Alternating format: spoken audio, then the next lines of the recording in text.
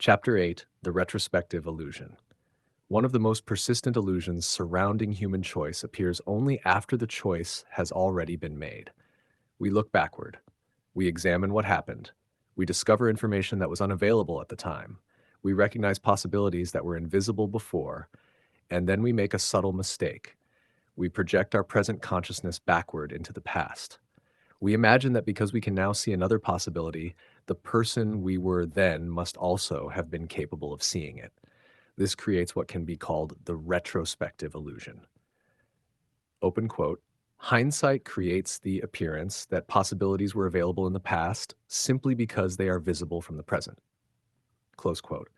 The distinction is profound. A possibility can exist without being accessible. An alternative can become visible without having been visible before. A person can become capable of making a different decision without having possessed that capacity when the original decision was made. The past, therefore, cannot be judged accurately using the consciousness that only emerged afterward. This does not mean that history is meaningless. It means that history must be understood developmentally. The person who made the earlier decision was operating from an earlier configuration of consciousness. The person examining that decision now is operating from a later one. Between the two stands experience, and experience changed the structure. The mind that looks backward. Imagine a person making an important decision. At the time, the situation appears to contain only a limited number of possibilities. They choose one. The consequences unfold. Years later, they possess information they did not previously have. They understand the personalities involved. They recognize patterns. They have experienced consequences. They have developed greater emotional maturity. Perhaps they have undergone profound spiritual transformation. Looking backward, the original decision now appears obvious.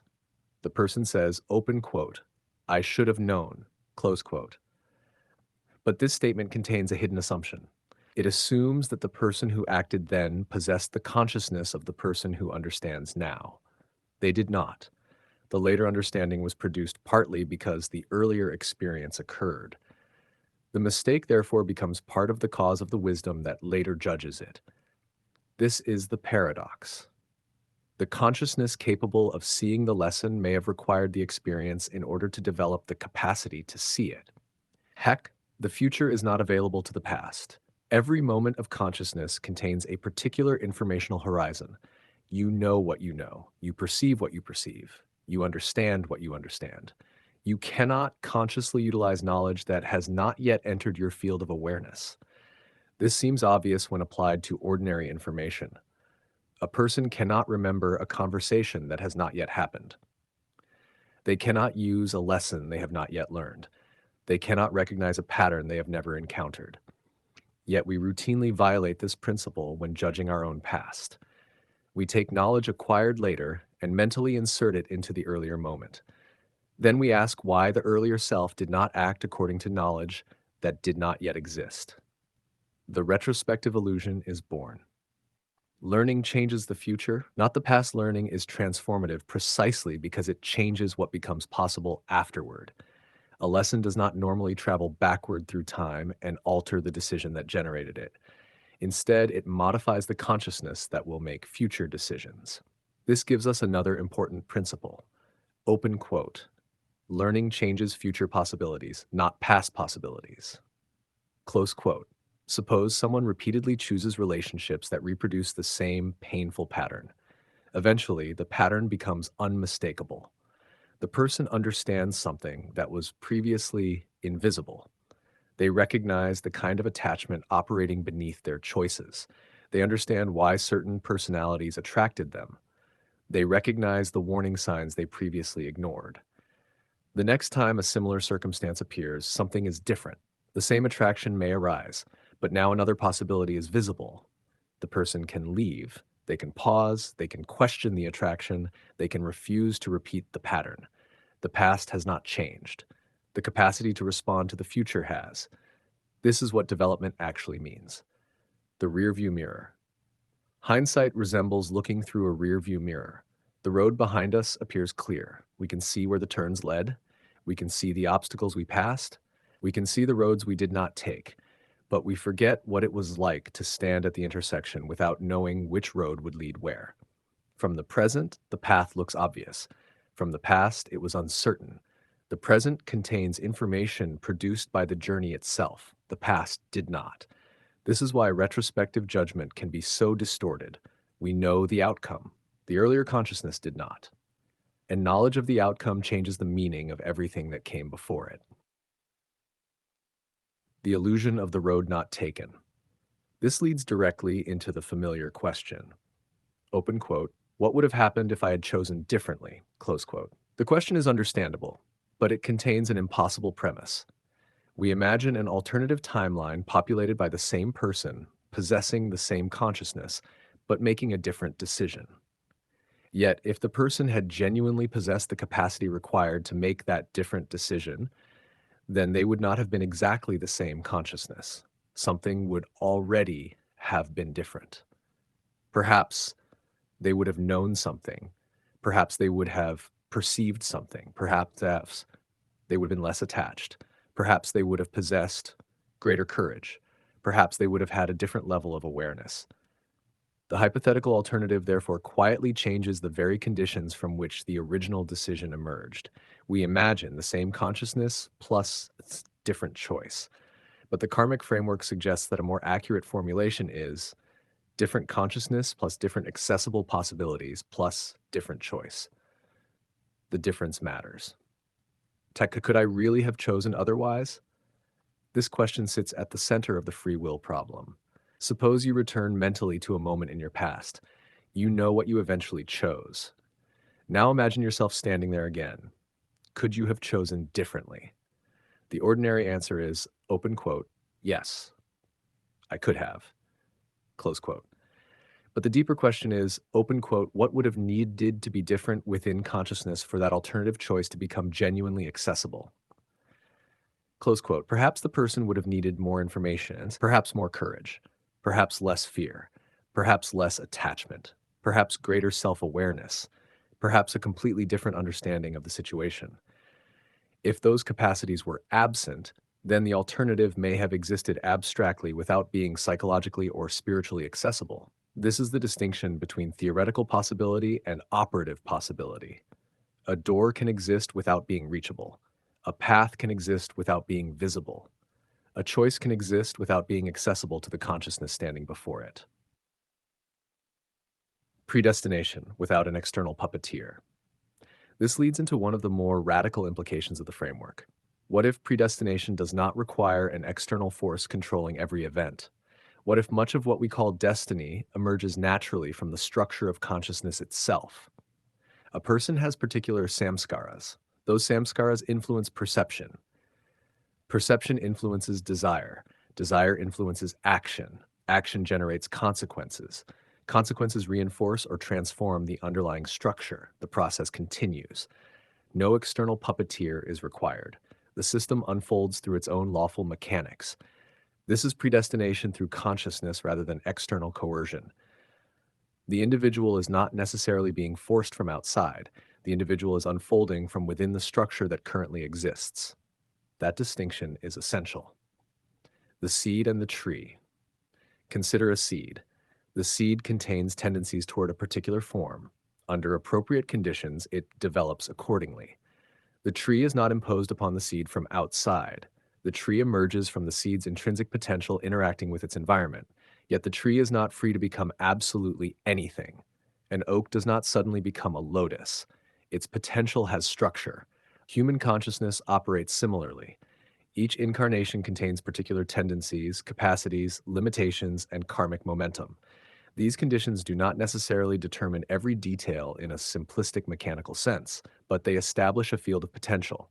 Within that field, consciousness unfolds.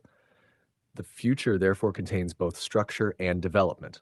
What is already established influences what can happen. What is learned changes what can happen next. This is why destiny and evolution are not opposites. Evolution occurs through the transformation of destiny's existing conditions. The difference between coercion and necessity. External coercion says, open quote, you must do this because something outside you forces you, close quote. Karmic necessity is different. It says, open quote, given the structure presently operating, this is what naturally emerges. Close quote. This distinction can be seen in ordinary behavior. Someone deeply attached to approval may feel compelled to seek validation. No external entity needs to command them. The attachment itself creates the compulsion. Someone consumed by fear may repeatedly avoid opportunities.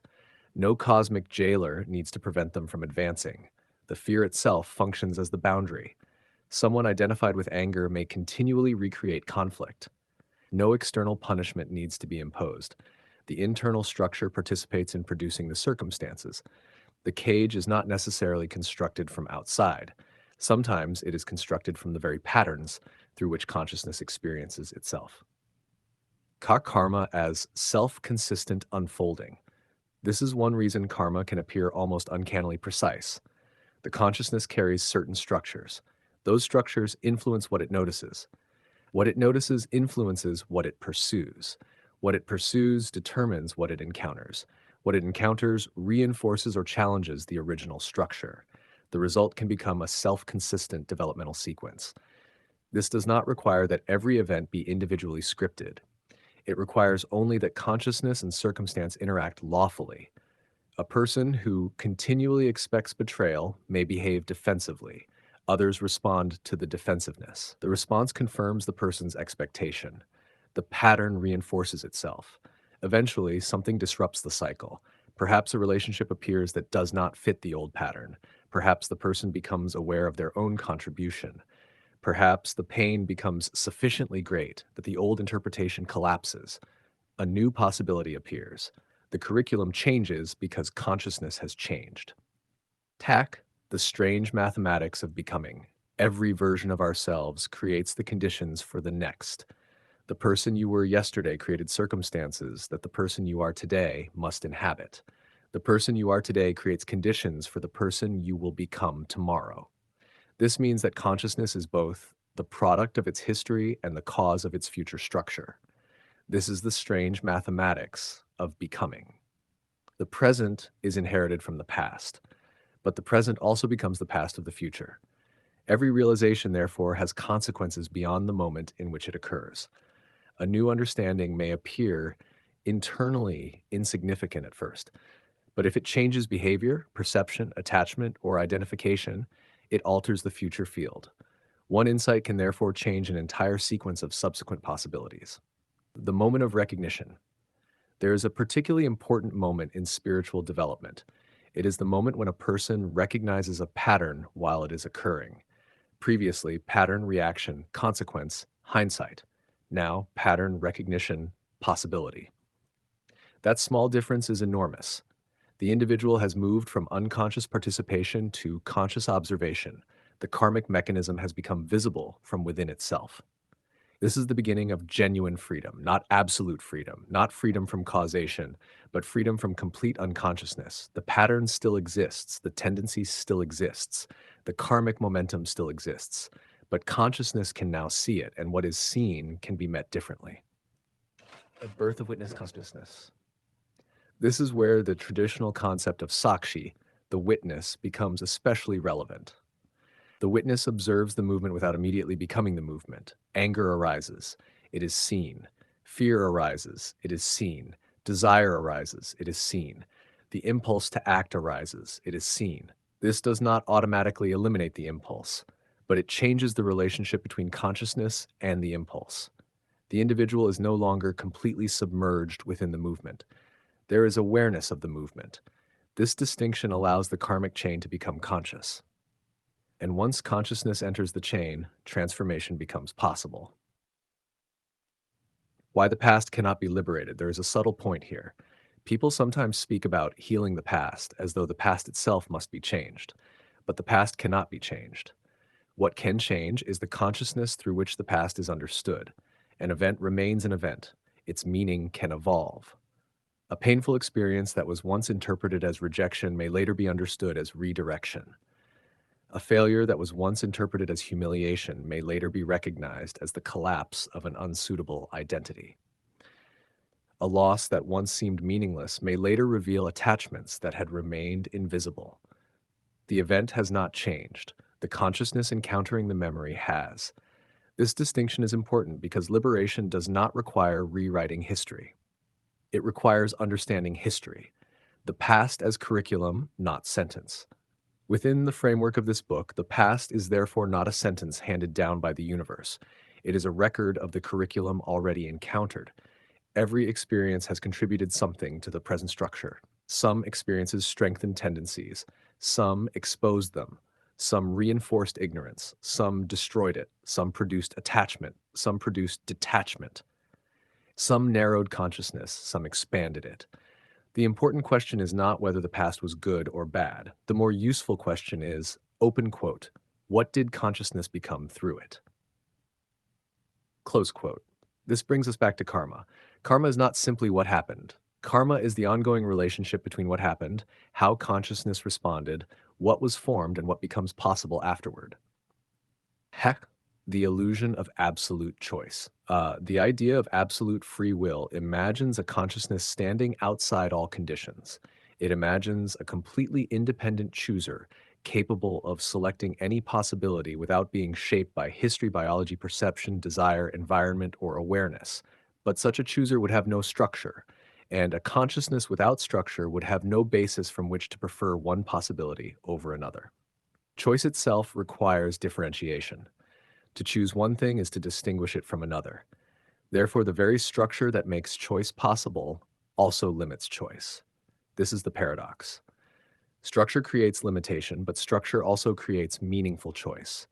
Without structure, there would be no curriculum. Without curriculum, there would be no development. Without development, there would be no expansion of accessible possibility. The limitation is therefore not necessarily the enemy of freedom. It is the condition through which greater freedom can eventually emerge. The expanding horizon. Imagine consciousness standing at the edge of a vast horizon. At first, only a small portion is visible. As awareness expands, the horizon expands. New possibilities become visible. New relationships become possible. New interpretations emerge. New forms of action become accessible. Eventually, consciousness may recognize that the horizon itself was not the limit of reality. It was the limit of perception. This is the significance of spiritual evolution. The universe does not necessarily become larger. Consciousness becomes capable of experiencing more of it. This is why the progression through the locus discussed earlier can be understood as a progression of accessible states of consciousness. Higher states are not merely locations. They represent expanded capacities for perception, participation, and understanding. Destiny as the shape of the present. If destiny exists, it need not be imagined as a rigid script containing every sentence of a predetermined life. It may be more useful to understand destiny as the shape of possibility created by present and inherited conditions.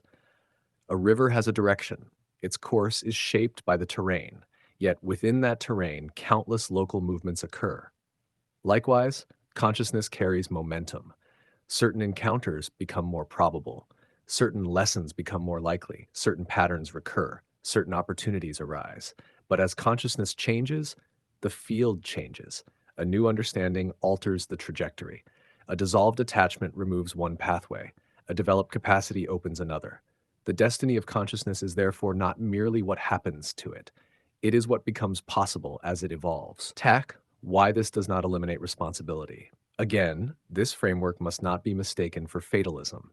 If someone says, open quote, everything is predetermined, therefore nothing matters, close quote, they have misunderstood the mechanism. Your present action is itself part of the determining structure of the future. What you do now becomes one of the causes of what comes next. The fact that your present capacity has causes does not make your present participation irrelevant. Quite the opposite. Your participation is one of those causes. Every act of awareness matters.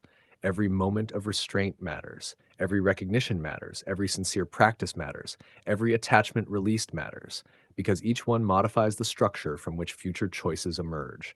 You cannot rewrite the past, but you participate in the consciousness that will meet the future. That is where responsibility lives. The paradox of freedom. We can now see the deeper paradox. At first, freedom appears to mean, open quote, I can do anything, close quote. Later, freedom becomes, open quote, I can see why I do what I do, close quote. Later still, open quote, I can recognize the structures that generate my choices, close quote. And eventually, open quote, I am no longer completely identified with those structures, close quote. Freedom, therefore, becomes progressively less about unlimited choice and more about freedom from unconscious compulsion. This is much closer to the spiritual meaning of liberation. The yogi is not someone who has acquired infinite arbitrary choices. The yogi is someone whose consciousness is no longer dominated by the same compulsions. The field of possibility has expanded because the structures that previously narrowed it have weakened. The curriculum does not repeat arbitrarily. From this perspective, recurring experiences become especially significant. Why does the same lesson appear repeatedly? Because the consciousness encountering it has not yet fully changed. The surface details may differ. The underlying structure remains.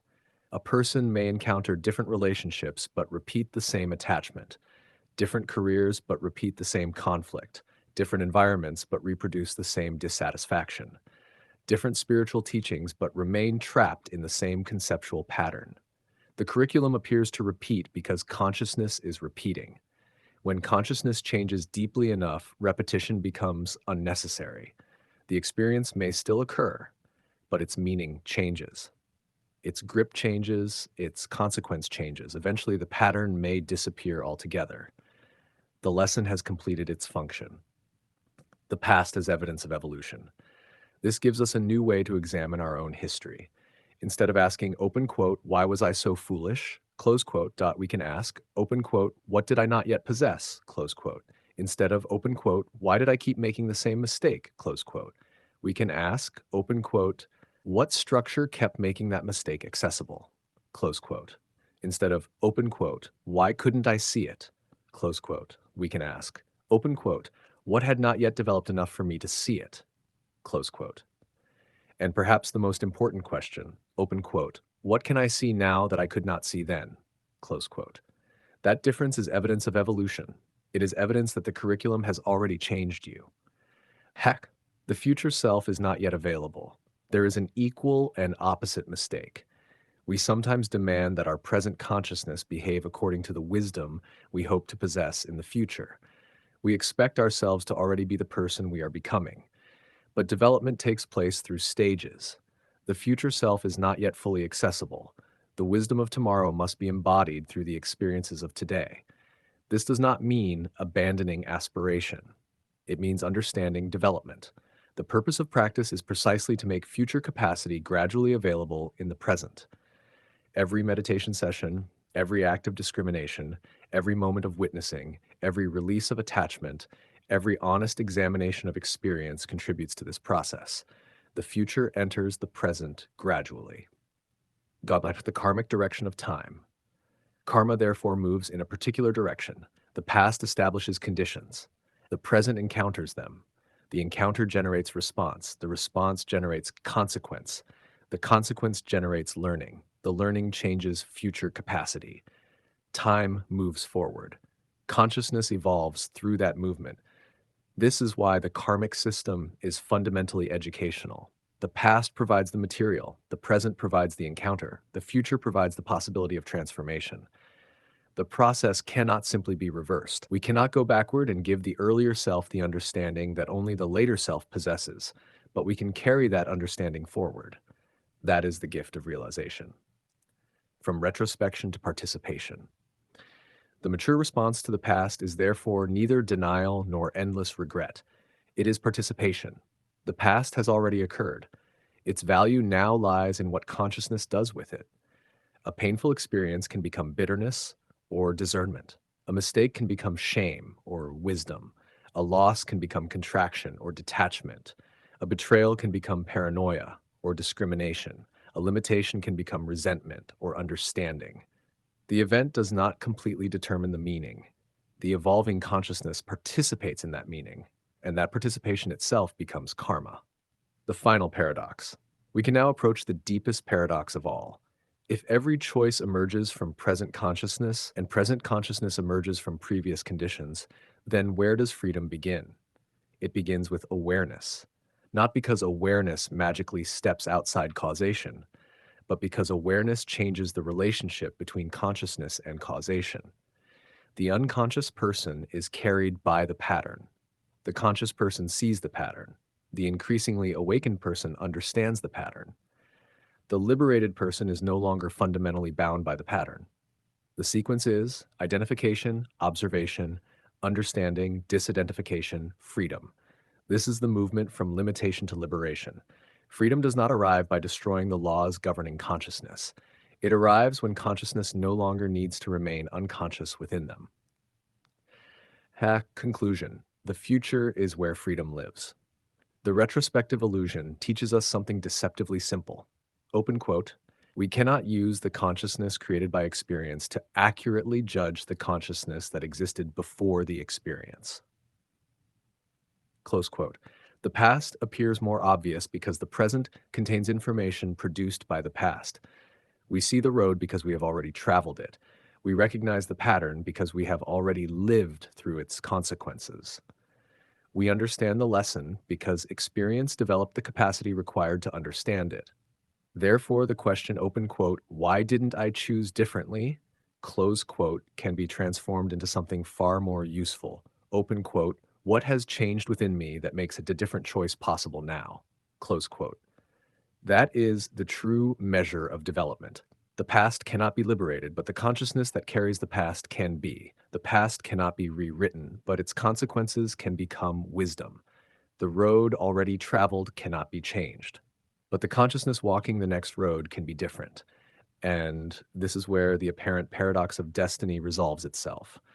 We are not necessarily free from causation. We are participants within causation. Our consciousness has inherited conditions. Those conditions shape what becomes accessible. What becomes accessible shapes what can be chosen. What is chosen shapes what follows, and what follows changes consciousness. The wheel turns forward, but consciousness evolves through the turning. Eventually, what once felt like predestination begins to reveal itself as development. What once appeared to be coercion reveals itself as lawful unfolding. What once appeared to be a lack of choice reveals itself as a limitation of present capacity. And what once appeared to be a prison reveals itself as a stage of the curriculum. The past determines what has been. The present determines what can become. And the evolution of consciousness determines how much of that future can eventually be seen.